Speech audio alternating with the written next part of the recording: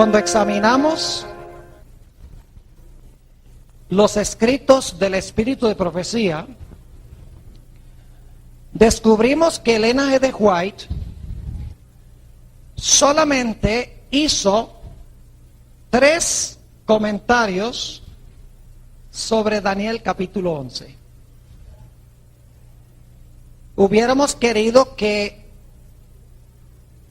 la hermana White hubiese hablado más sobre Daniel 11, pero solamente tiene ella 3 citas en las 100,000 y algo de páginas que escribió, donde ella menciona el capítulo 11 de Daniel. Para comenzar, quiero leerles esas 3 citas. Y luego entonces después vamos a ir a la Sagrada Escritura para comparar lo que dice la Biblia con lo que dice el espíritu de profecía. La primera cita es de naturaleza general. Se encuentra en Testimonios para los Ministros, la página 112. Testimonios para los Ministros, página 112. Y ni siquiera menciona ahí Daniel 11, pero se sabe que está hablando de Daniel 11, ya les voy a explicar por qué. Dice ella lo siguiente: la luz que Daniel recibió de Dios fue dada especialmente para estos postreros días. ¿Para cuándo es el mensaje de Daniel? Para estos postreros días. Y ahora escuchen. Las visiones que recibió en las riberas del Ulai, un río. ¿Saben cuál capítulo de Daniel recibió Daniel al lado del Ulai? El capítulo 8. Dice, las visiones que recibió en las riberas del Ulai, Daniel 8, y el Idekel. ¿Qué visión recibió al lado del Idekel? Daniel 11. Las visiones que recibió en las riberas del Ulai, que es Daniel 8, y el Idekel, Daniel 11, los grandes ríos de Sinar, escuchen ahora, están ahora en el proceso de cumplirse. ¿Cuáles profecías están en el proceso de cumplirse? ¿Cuáles? Daniel 8 y Daniel 11. Dice, están ahora en el proceso de cumplimiento o de cumplirse. Y pronto todos los eventos predichos se habrán cumplido. Primer punto que quiero que notemos en nuestro estudio es que las profecías de Daniel 8 y Daniel 11 están ahora en el proceso de cumplirse. Pero ahora mi pregunta es esta: ¿en qué parte de Daniel 11 estamos en ese proceso de cumplimiento? ¿Será que está en el proceso de cumplirse la primera parte del capítulo 11? ¿La mitad? ¿Vamos por la mitad de Daniel 11? ¿O será que estamos ya en las escenas finales de Daniel 11? La cita no lo dice. Sencillamente dice que Daniel 8 y Daniel 11 están en el proceso de cumplirse, pero no sabemos a dónde estamos en el proceso. ¿Me están entendiendo lo que estoy diciendo?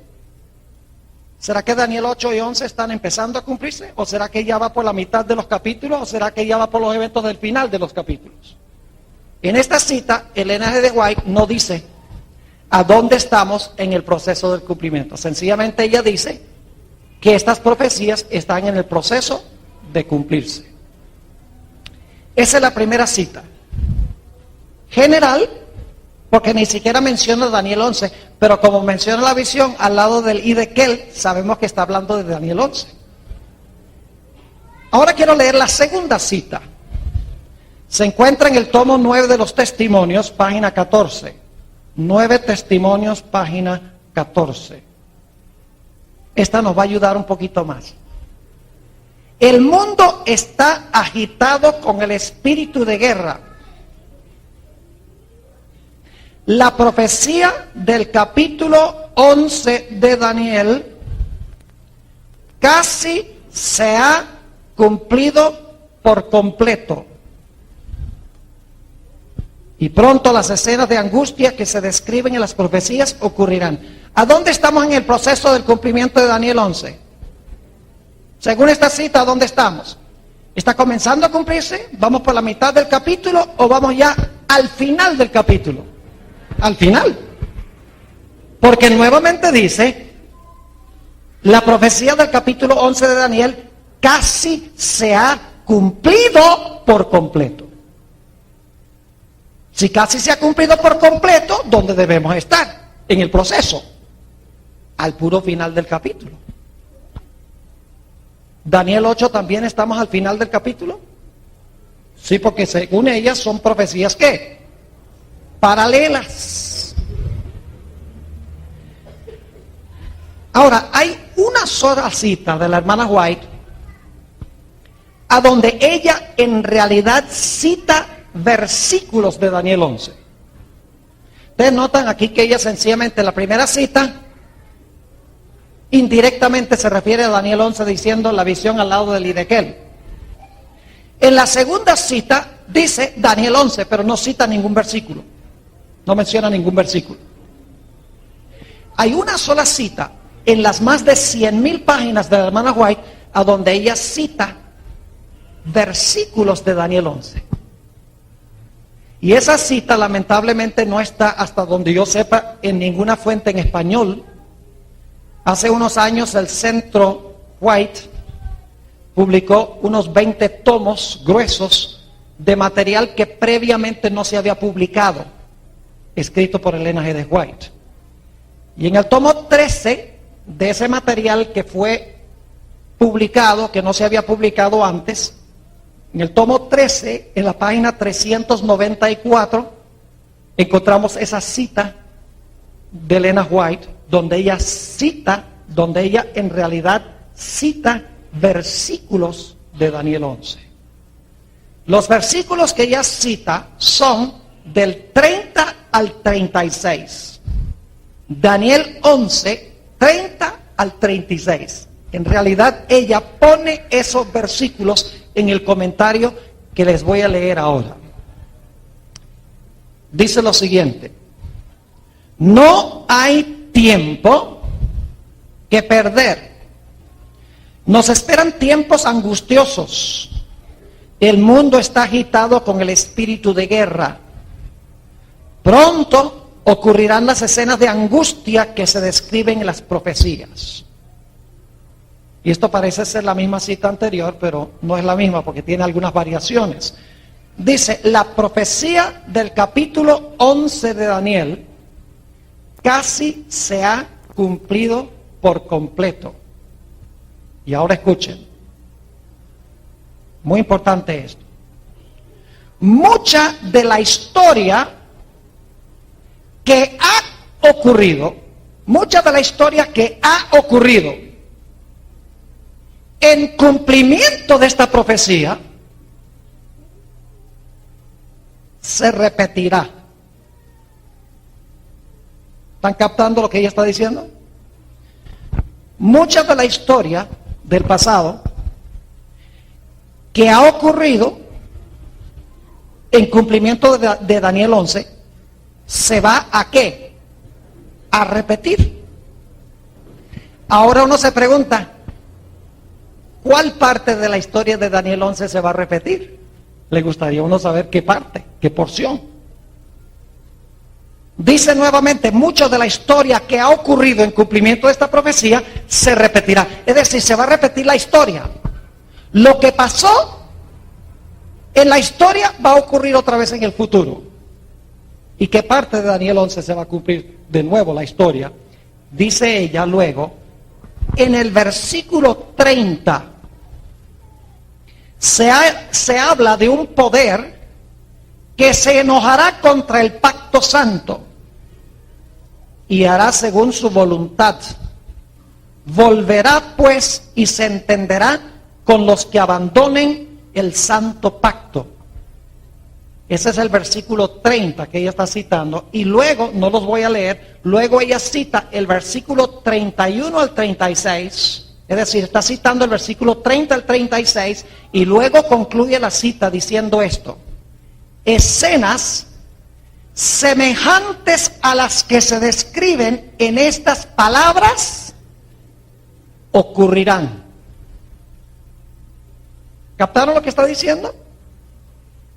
Escenas semejantes a las que se describen en estos versículos, versículo 30 al 36, ocurrirán. Entonces yo pregunto, ¿estos versículos ya se cumplieron en el pasado? ¿Sí? Claro que sí. Porque dice, escenas semejantes a estas ocurrirán. Pues si no han ocurrido, ¿cómo es que van a ocurrir de nuevo en forma semejante? Es decir, estos versículos en el pasado ya tuvieron un cumplimiento histórico. Y ella dice que lo que describen estos versículos, las escenas que cumplieron estos versículos, que se van a cumplir en el futuro y van a ser semejantes. Así que yo les pregunto, ¿cuál porción de Daniel 11, según Elena G. de White, ya se cumplió en el pasado y se va a repetir las escenas en el futuro? ¿Qué porción? Por lo menos Daniel 11 y los versículos ¿qué? 30 al 36. Es decir, el versículo 30 al 36 esos versículos tuvieron un ¿qué? Cumplimiento cuando ella escribió. Pero lo que pasó en esos versículos, históricamente, ¿qué va a suceder? Se van a repetir escenas semejantes, no idéntico, no se va a repetir igualito, sino escenas semejantes a esas se van a cumplir ¿cuándo? En el futuro. Ahora, lamentablemente, Elena G. de White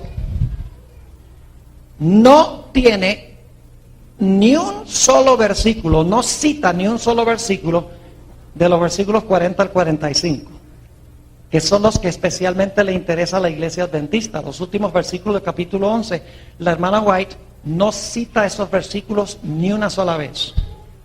Y es más, ni siquiera Elena de White usa el lenguaje de esos versículos.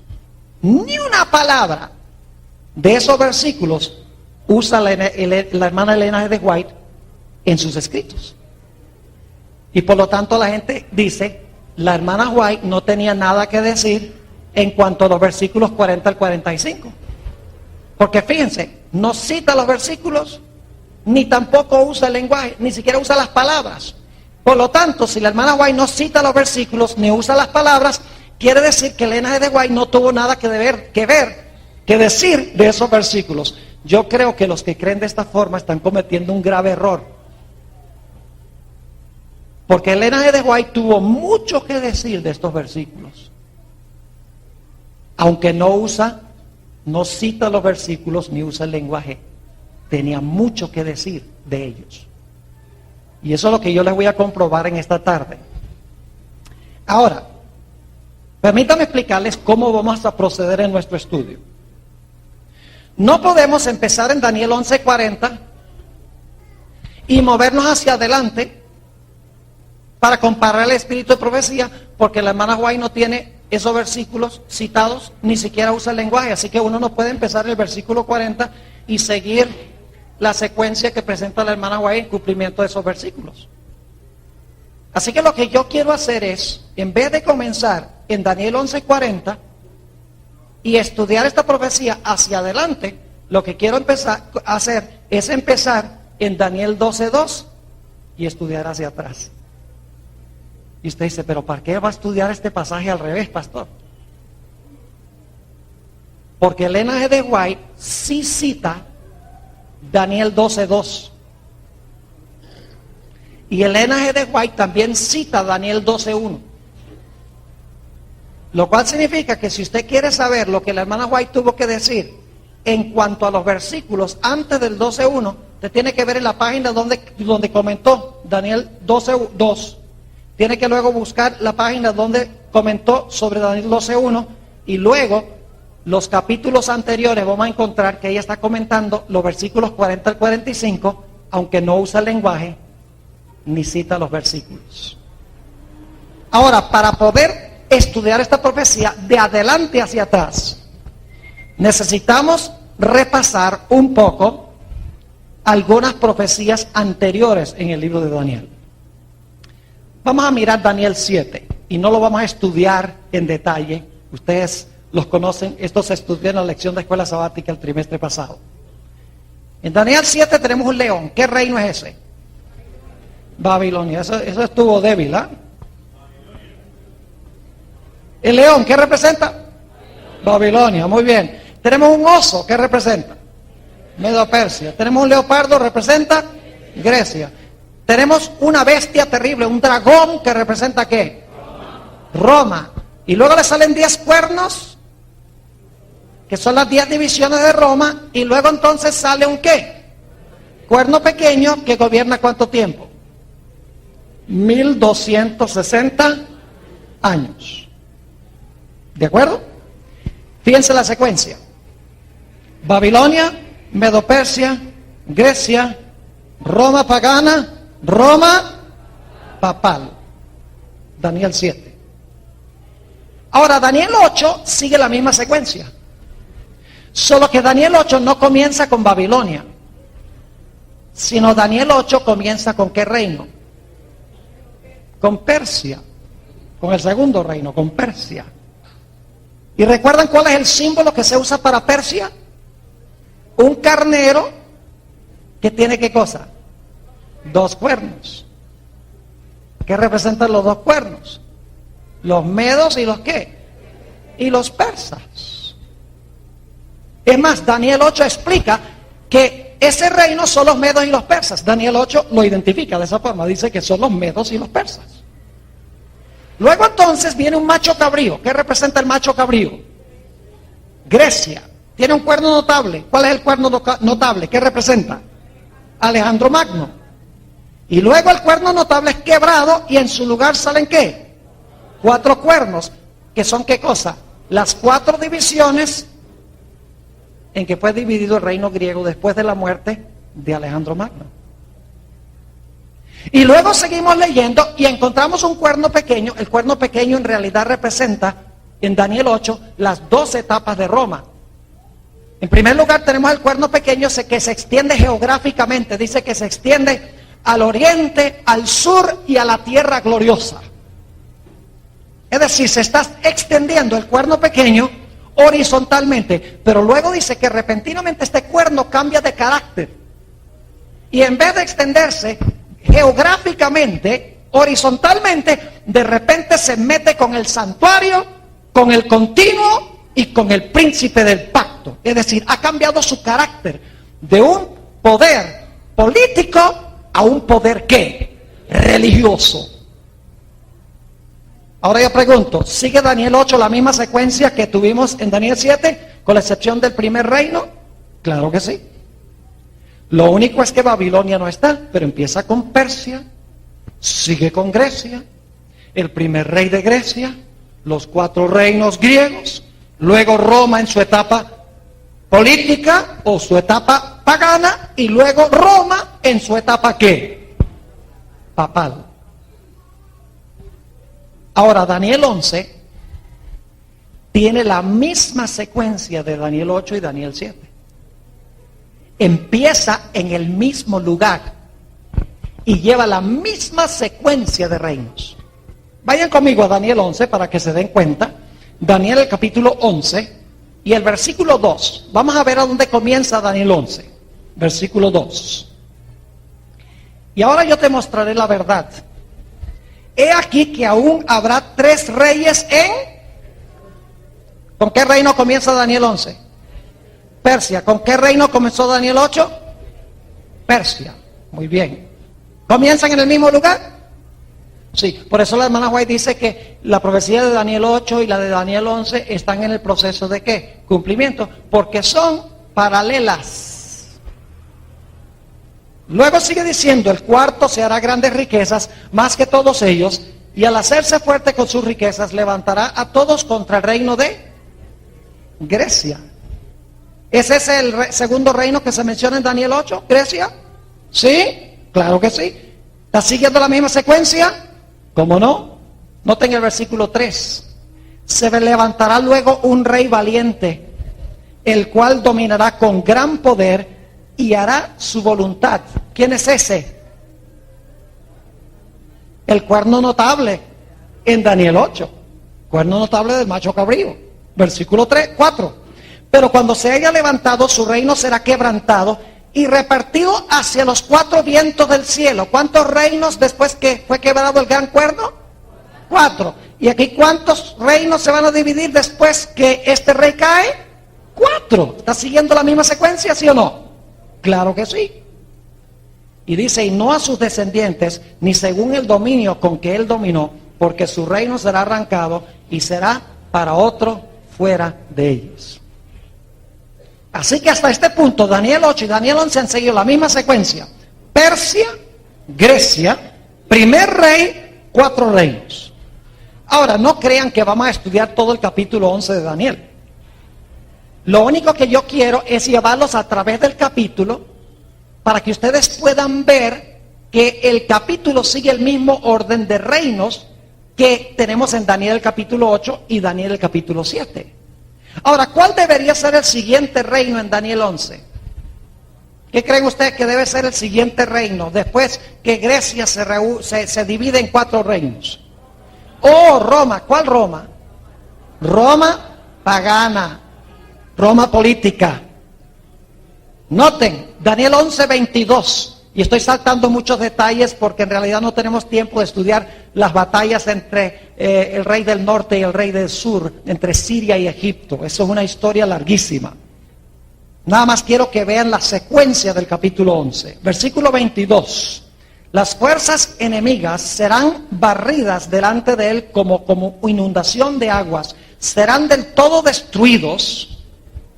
En realidad la palabra destruidos aquí en hebreo, una mejor traducción será es quebrantados. Algunas versiones dicen quebrantados. ¿Junto con qué?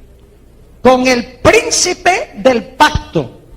¿Quién iba a ser quebrantado? El príncipe del pacto. ¿Quién es el príncipe del pacto? ¿Quién es el príncipe del pacto? Jesús. ¿Y quién lo quebrantó?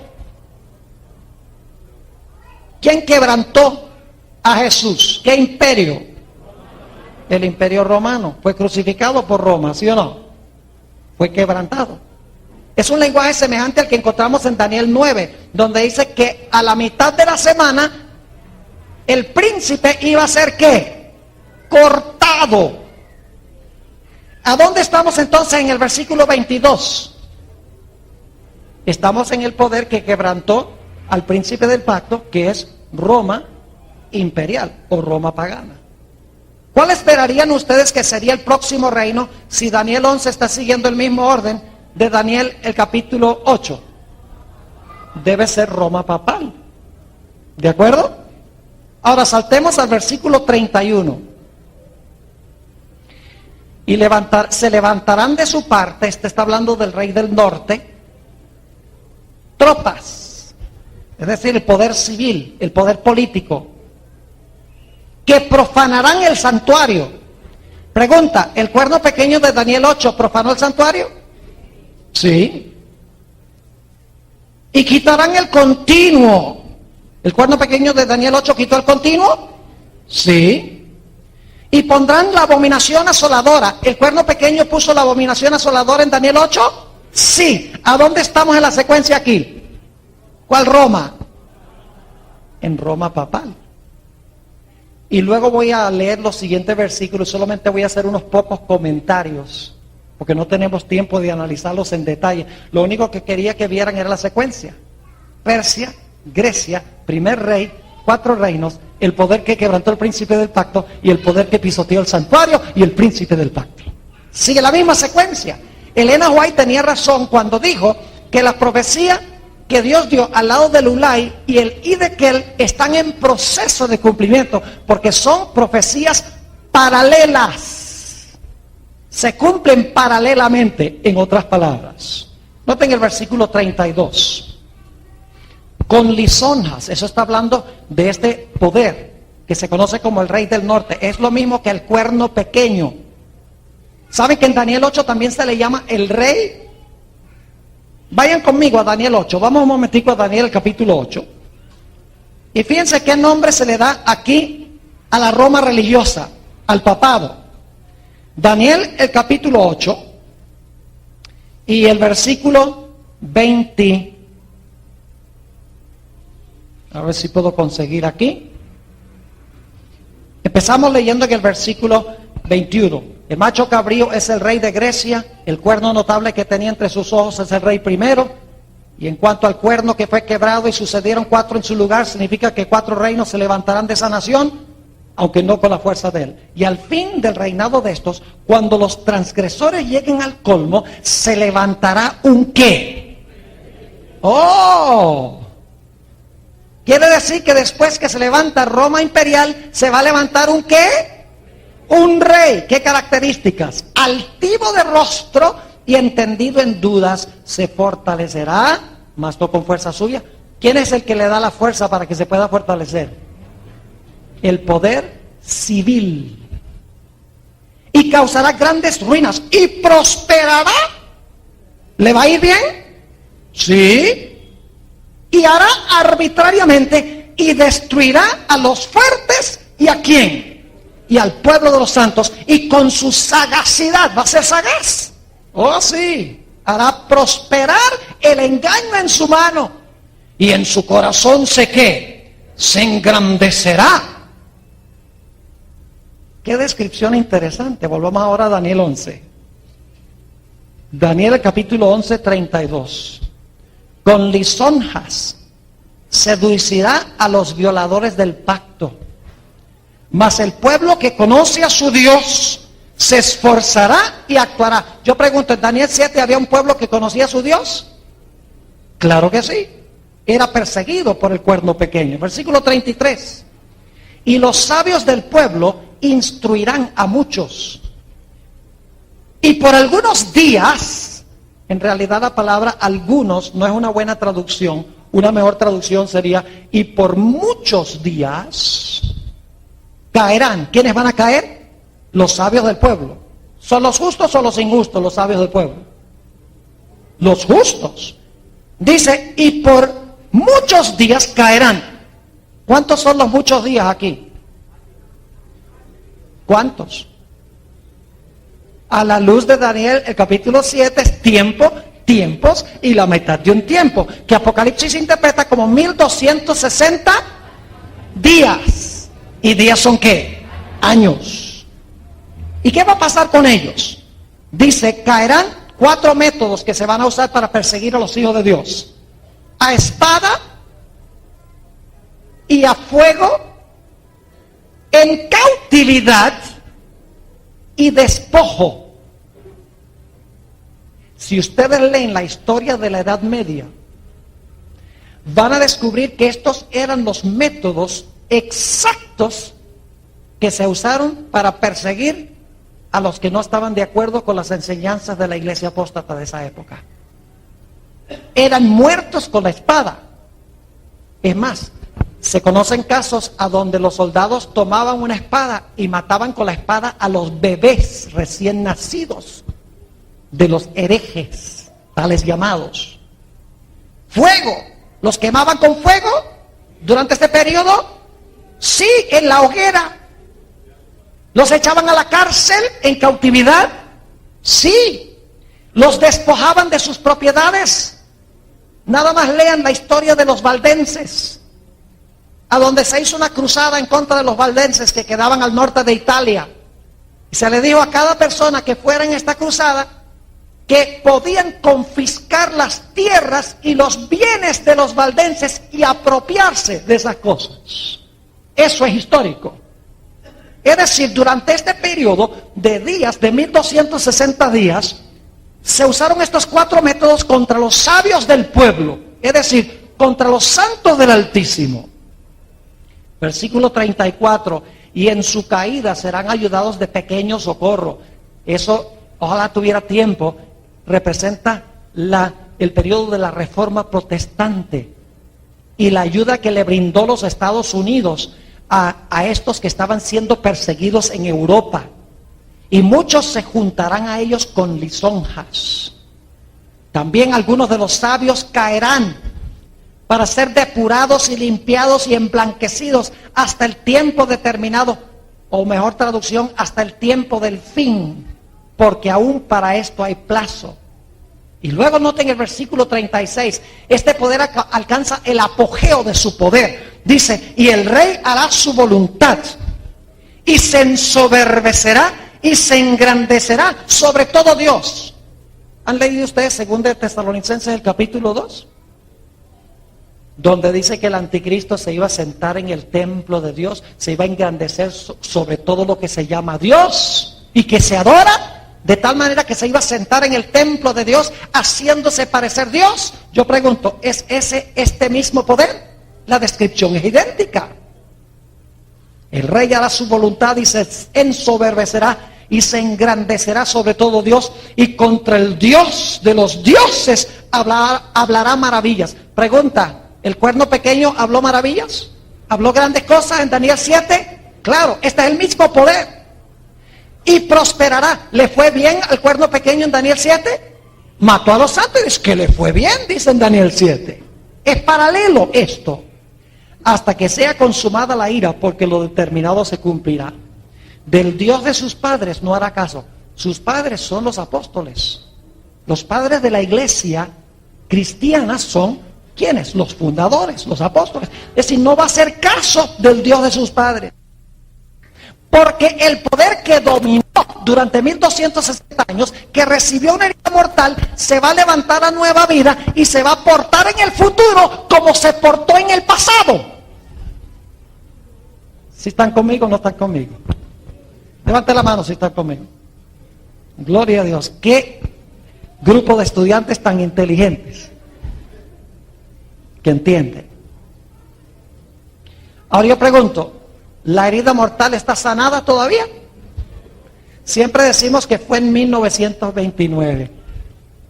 La herida mortal no se sanó en 1929, mis hermanos y hermanas. Dice, ¿cómo, pastor? ¿Cómo se le ocurre decir que no? Yo pregunto, según Apocalipsis 13, ¿qué poder va a ser instrumental en sanarle la herida a Roma papal? ¿Qué potencia mundial? Los Estados Unidos. Y claro, en 1929 fue los Estados Unidos la que le devolvió el poder al papado. ¿Quién fue? No cabe con la profecía. Porque en 1929 fue Italia la que le devolvió los estados papales al papado. Pero según Apocalipsis 13, el poder que va a sanar la herida es los Estados Unidos. Así que sí, pero ese no es el cumplimiento del sanamiento de la herida. Puede ser que comenzó a sanarse, un proceso, pero no es el sanamiento final de la herida, porque el poder que sana la herida es los Estados Unidos, no Italia. Además de eso, escuchen bien, y yo sé que esto es diferente que lo que generalmente hemos pensado, pero es la verdad. Tenemos que ser precisos en nuestra interpretación bíblica, mis hermanos y hermanas. ¿Saben por qué dicen que la herida se sanó en 1929? Porque cuando se sanó, cuando se firmó ese concordato entre el gobierno italiano y el representante del Papa, apareció un artículo en la Crónica de San Francisco, el periódico que todavía existe hoy en San Francisco, el periódico principal, que decía que al sanar este documento se ha sanado la herida que ha estado en vigencia por tantos años. Pero ¿saben algo? La herida de la cual están hablando los periodistas no fue la herida que se dio en 1798. Es la herida que se dio en el año 1870. Cuando Víctor Emanuel, príncipe de Italia, nuevamente le quitó el poder al papado y el Papa permaneció 59 años allí prisionero del Vaticano por elección propia porque no tenía poder civil.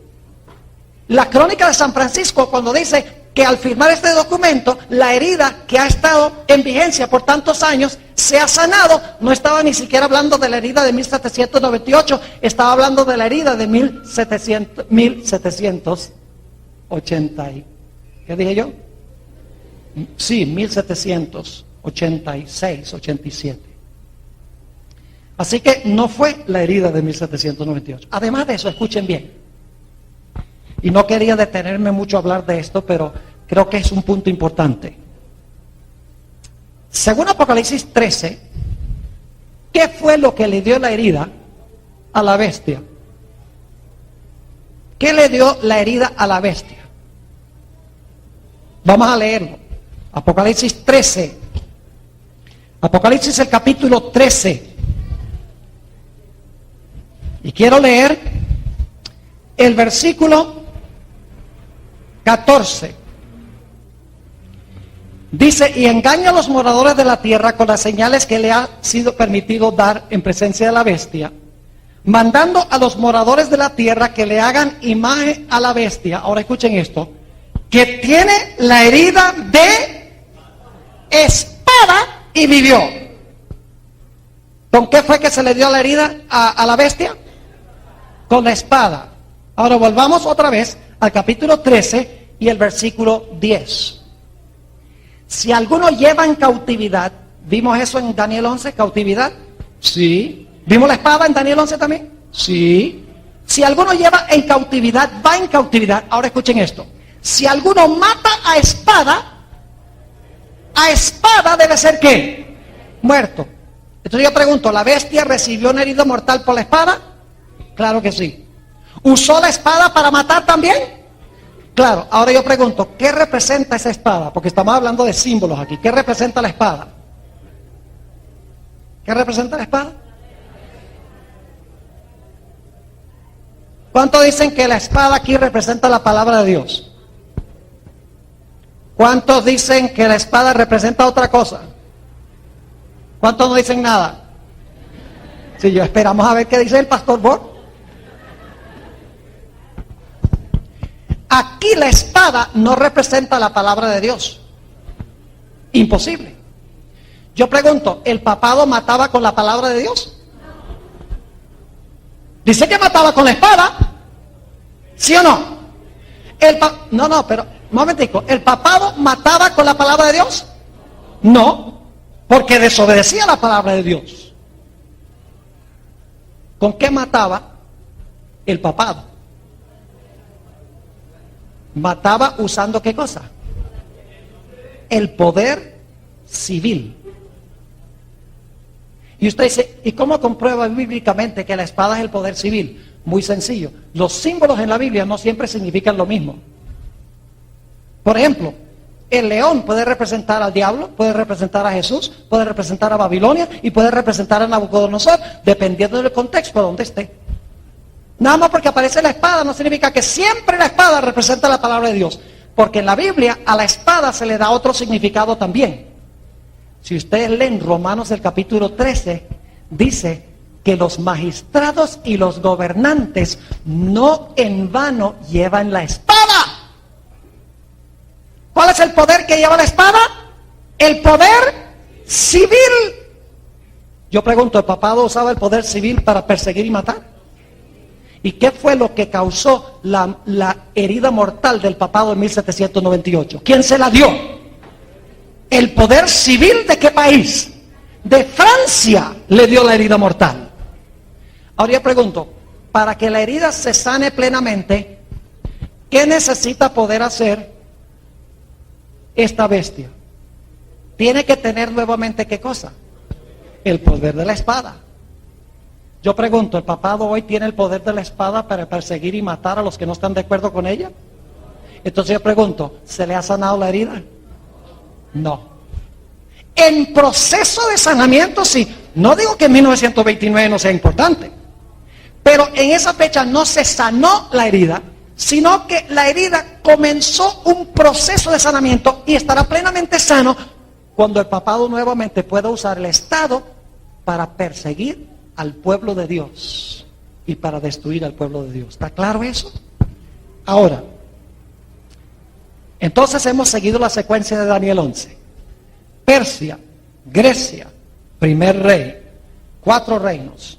Luego la etapa de Roma imperial, cuando quebranta el príncipe del pacto. Luego hemos visto con lujo de detalles la etapa papal. Y hemos visto que esa etapa se realizó en el pasado, pero se van a repetir las escenas ¿cuándo? En el futuro, porque su herida se le va a sanar. Tenía razón la hermana White cuando dijo que escenas semejantes a estas se iban a repetir. Sí, porque está hablando del sanamiento de la herida mortal. Ahora, no vamos a estudiar los versículos 40 al 45 en todos sus detalles. Ahora lo que quiero hacer es ir a Daniel 12:2. Y vamos a trabajar hacia atrás. Y usted, ¿pero por qué, pastor? Porque Elena White no tiene nada que decir aparentemente del versículo 40 al 45. No podemos empezar en el 40 para ver qué tiene que decir ella, porque no cita los versículos ni aparece el lenguaje. ¿Cómo uno va a empezar en el versículo 40 y ver qué ella cree de eso? Tenemos que empezar en Daniel 12 y el versículo 2. Y ahora prepárense para una grandísima sorpresa. Trabajando hacia atrás. En el conflicto de los siglos, página 695. El conflicto de los siglos, página 695. Elena G. de White cita Daniel 12 y el versículo 2. ¿Saben lo que dice Daniel 2? 12:2. Muchos de los que duermen en el polvo de la tierra se despertarán. Unos para vida eterna y otros para confusión y vergüenza perpetua. ¿Qué resurrección es esa? La que se conoce como la resurrección especial o parcial. Y ella dice ahí, en el conflicto de los siglos, página 695. Ella cita ese versículo y dice que todos los que murieron en la fe del mensaje del tercer ángel van a resucitar. Dice, los que traspasaron a Jesús también van a resucitar en esa resurrección especial. Ahora vamos un momento a Daniel 12:1 y vamos a ver algo muy interesante aquí. Daniel 12 y el versículo 1. Quiero que noten que hay 4 puntos aquí claves en secuencia. Versículo 1. En aquel tiempo se levantará Miguel, el gran príncipe que está de parte de los hijos de tu pueblo. Punto número 1, ¿qué va a hacer Miguel? Se va a levantar Miguel. Punto número 2, y será que tiempo de angustia, cual nunca fue desde que hubo gente hasta entonces. Punto número 3, pero en aquel tiempo será que libertado tu pueblo, todos los que se hallaran escritos en el libro. Y punto número 4, muchos de los que duermen en el polvo de la tierra se levantarán. ¿Ven la secuencia? Se levanta Miguel, hay un tiempo de angustia, cual nunca fue en la historia del mundo. En tercer lugar, el pueblo de Dios es ¿qué? Libertado, y luego entonces viene la resurrección especial. Ahora, hemos visto en la página 695 del conflicto de los siglos que Elena de White cita Daniel 12 ¿qué? Daniel 12:2. ¿Dónde esperarían ustedes conseguir los comentarios de Elena de White sobre Daniel 12:1? ¿Qué piensan? Si tiene el 12:2, si tiene cita Daniel 12:2, la página 695, ¿a dónde esperarían que ella cita Daniel 12:1? ¿Antes de qué? Antes de la página 695. Ahora escuchen bien. Si van hacia atrás 2 páginas, en la página 693, ¿a que no adivinan cómo se titula ese capítulo? La liberación del pueblo de Dios. Recuerda que estamos yendo hacia qué? Hacia atrás. Daniel 12:2. La resurrección especial. 2 páginas antes, la liberación del pueblo de Dios, que es la última frase de Daniel 12:1. ¿Dónde esperarían ustedes conseguir los comentarios de Elena de White sobre las frases anteriores en Daniel 12:1? A ver, dígame usted, ¿a dónde esperarían conseguir los comentarios de la hermana White sobre las frases antes de la frase que dice tu pueblo será libertado? ¿Debe ser antes de qué?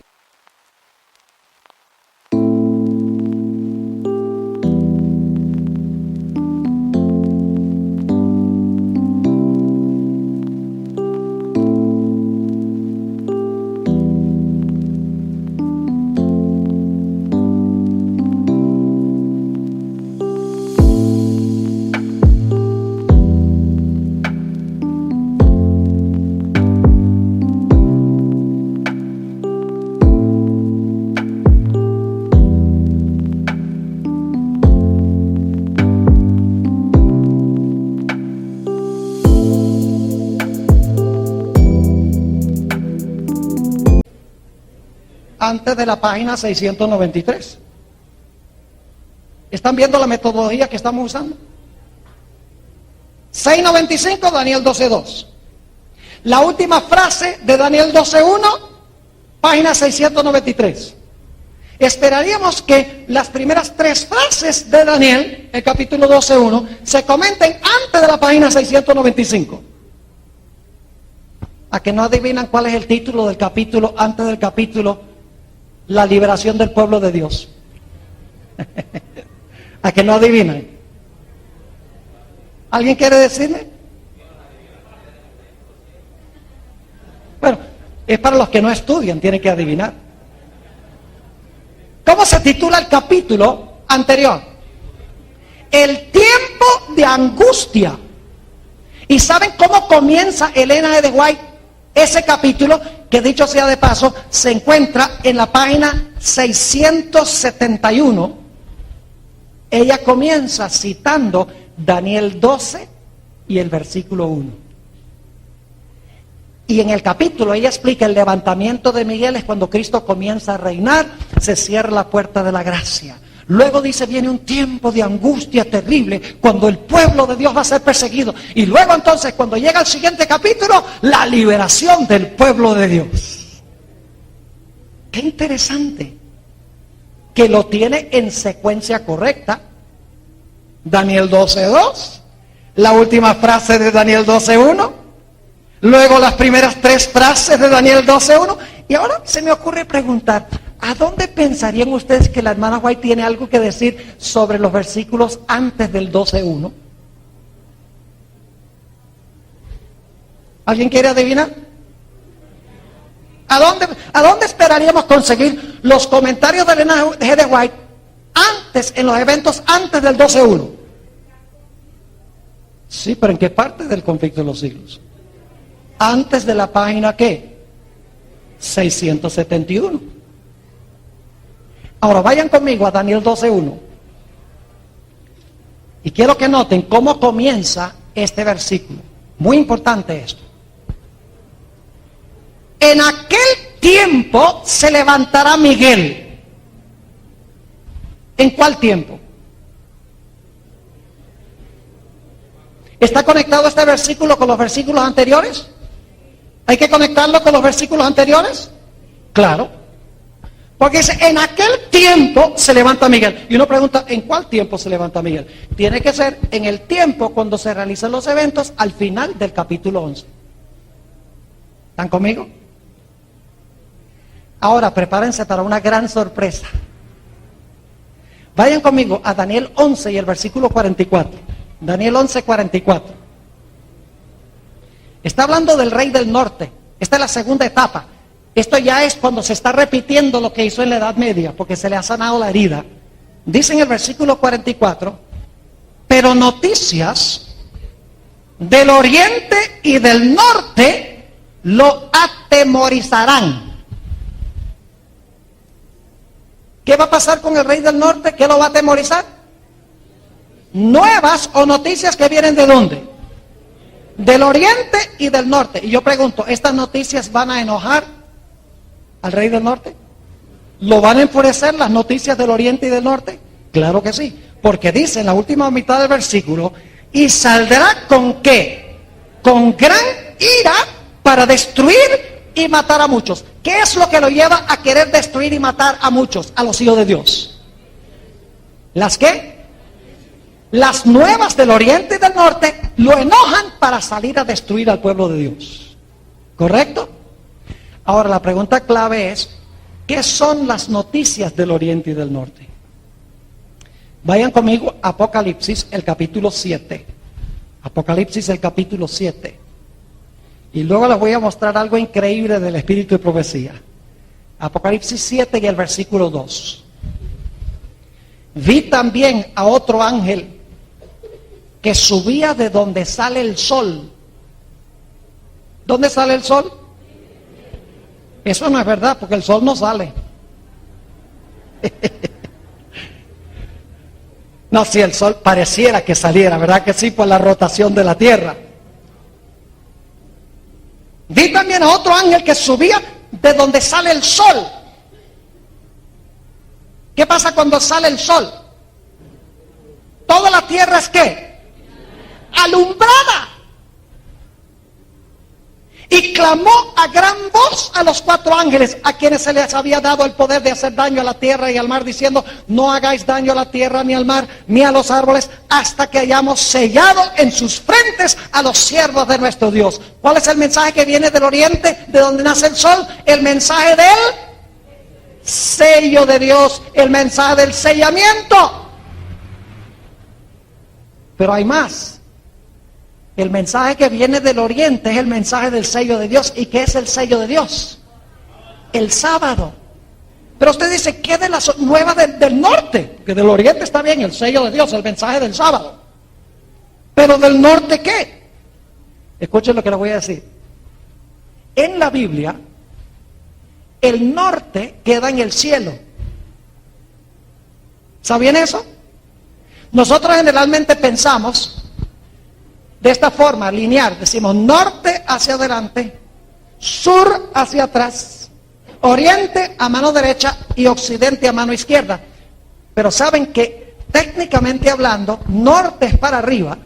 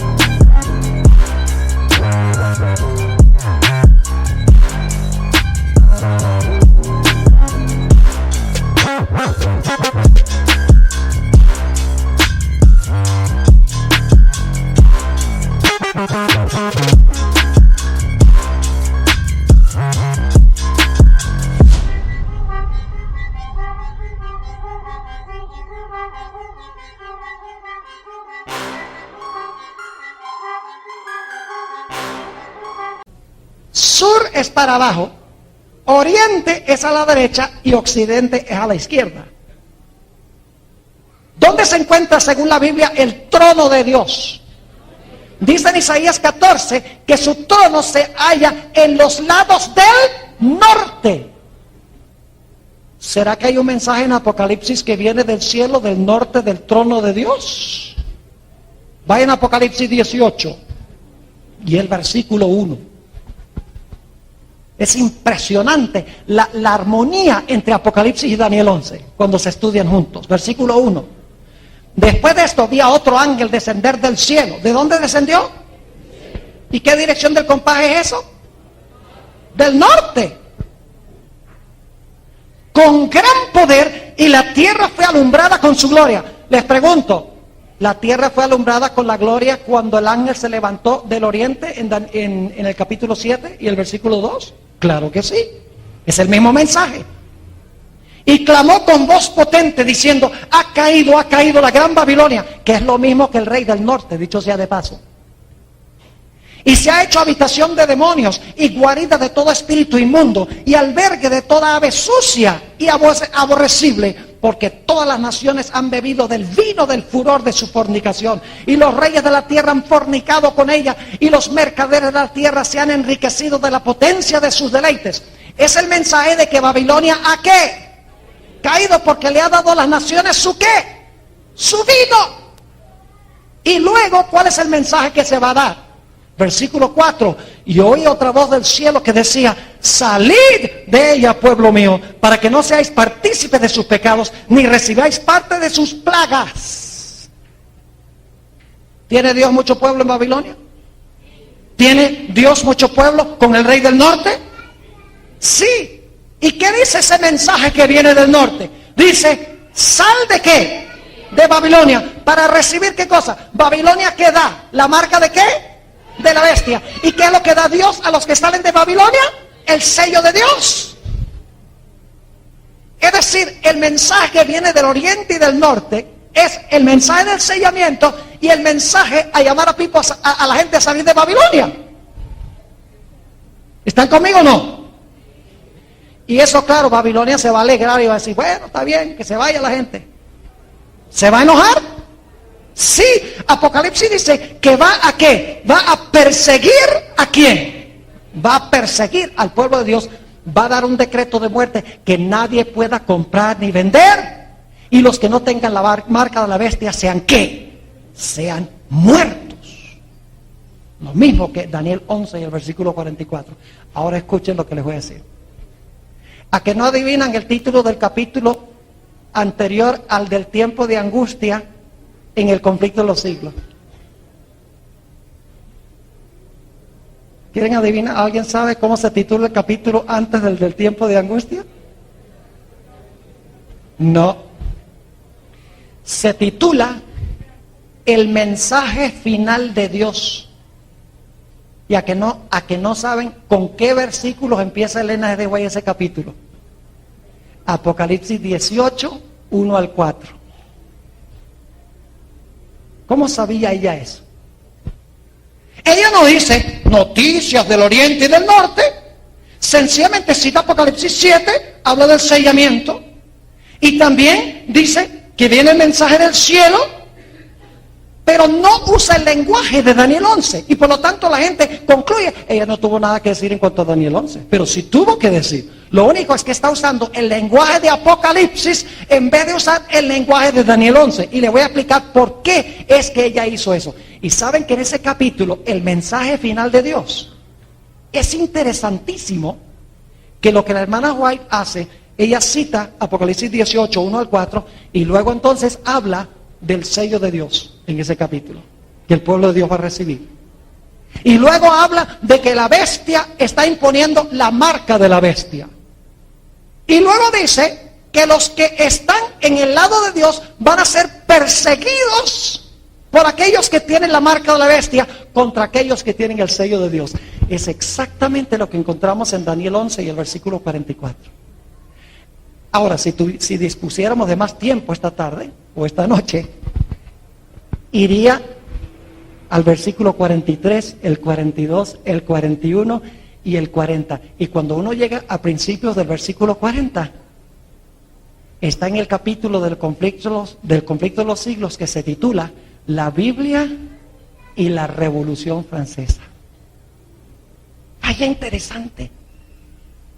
Tenía mucho que decir de Daniel 11, pero no usó el idioma, no usó las palabras. Y algunos dicen, ¿por qué razón la hermana White no usó el lenguaje, ni citó los versículos?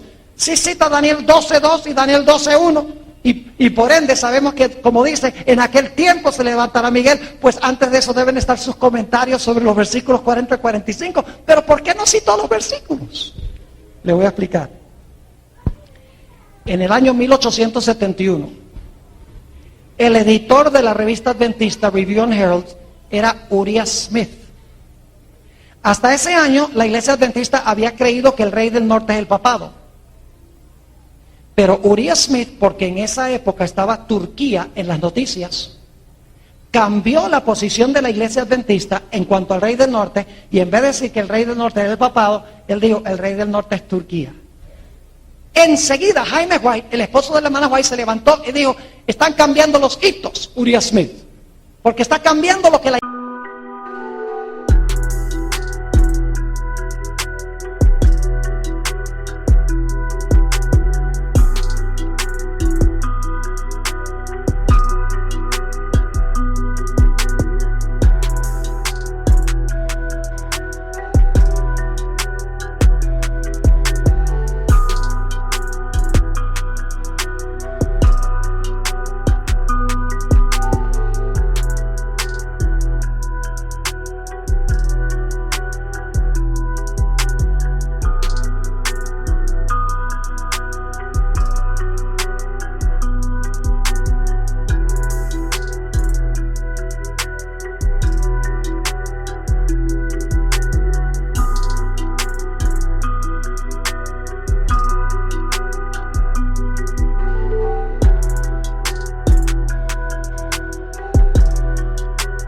La iglesia ha creído que el rey del norte es el poder papal, y se empezó una batalla entre Jaime White, el esposo de Elena G. White, y Uriah Smith, y se estaban tomando lados y la iglesia estaba dividiéndose. Por lo tanto, la hermana White le dijo a su esposo: cállate, no pelees más. Y la hermana White no usó el lenguaje de Daniel 11, porque si hubiera usado el lenguaje de los versículos 40 y 45, y los hubiera explicado, como yo expliqué el versículo 44, todo el mundo hubiera dicho: ah, la hermana White tomó el lado de su esposo, y hubiera continuado la pelea. Así que la hermana White, sabia como era, preocupada por la unidad de la iglesia, sabiendo que eso no era verdad presente para esa época, porque eso fue hace 100 años, más de 100 años, ella dice: yo lo que voy a hacer es, yo voy a comentar estas cosas, no usando los versículos, ni citando el lenguaje, ni refiriéndome al lenguaje. Y algún día, alguien va a descubrir que yo comento sobre Daniel 12:2 y Daniel 12:1, y van a darse cuenta de mis comentarios de estos versículos en los capítulos anteriores. Y así lo dejó. Y yo creo que hoy es el día. Yo no soy el único que interpreta estos versículos desde esta perspectiva. Hay varios eruditos. Hay un nuevo libro del doctor Humberto Treyer, quien enseñó aquí en Nicolben, en UNAC. Totalmente el libro sobre Daniel 11, más de 200 páginas, exponiendo esta profecía desde una perspectiva semejante a la que yo he compartido con ustedes y semejante a la que presenta el espíritu de profecía. Es decir, hemos llegado a un tiempo cuando la gente está descubriendo que la hermana White tuvo mucho que decir. Es más, cuando ustedes leen en cuanto a la tierra gloriosa en Daniel 11:43, no cabe duda alguna de que la hermana White, cuando dice que el rey del norte entrará y conquistará la tierra gloriosa representa a los Estados Unidos. Está clarito en los capítulos de la hermana White que la tierra gloriosa de Daniel 11 es el papado que vence a los Estados Unidos. Es decir, la segunda bestia de Apocalipsis 13 hace una imagen ¿de qué? De la primera bestia.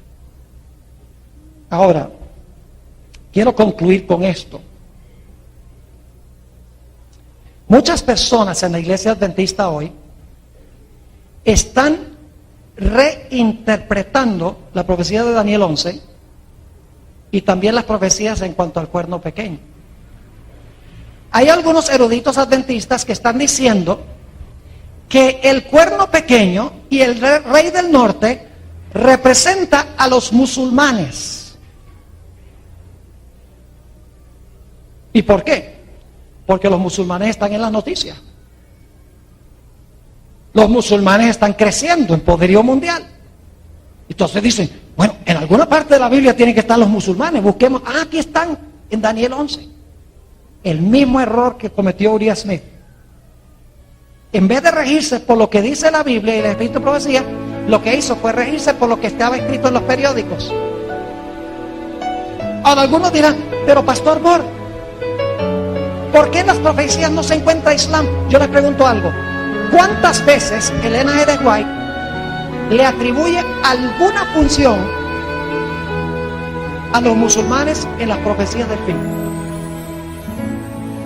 Ustedes pueden leer en el conflicto de los siglos, desde el capítulo sobre la Revolución Francesa hasta el capítulo sobre la liberación del pueblo de Dios, y ustedes no van a encontrar que Elena White ni una sola vez mencione a los musulmanes como jugando un papel importante en las profecías del fin.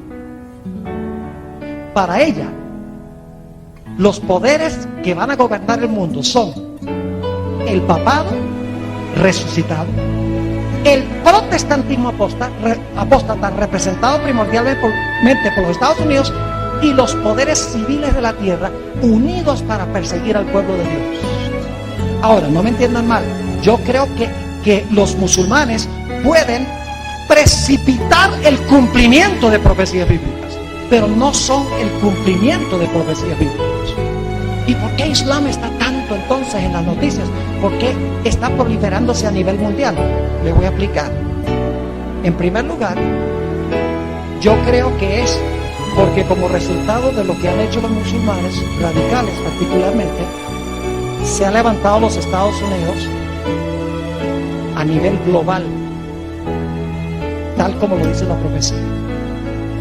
En segundo lugar, a través de lo que está pasando, por lo menos en los Estados Unidos, el gobierno ha ido quitando las libertades del pueblo poco a poco, por la ley patriota y otras cosas. Y la gente no le interesa, dice, bueno, yo estoy dispuesto a ceder algunas de mis libertades con el fin de disfrutar de seguridad. El diablo sabe que finalmente le va a quitar la libertad al pueblo de Dios, pero no lo puede hacer de la noche a la mañana. Así que con lo que está pasando, poco a poco se va quitando la libertad.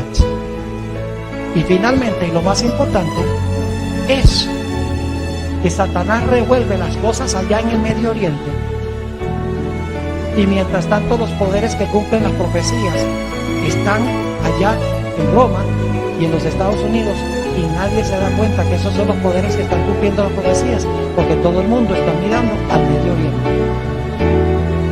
El diablo es un experto en eso, en revolver las cosas a donde no se cumple la profecía, para que la gente no se pueda dar cuenta a dónde se están cumpliendo las profecías.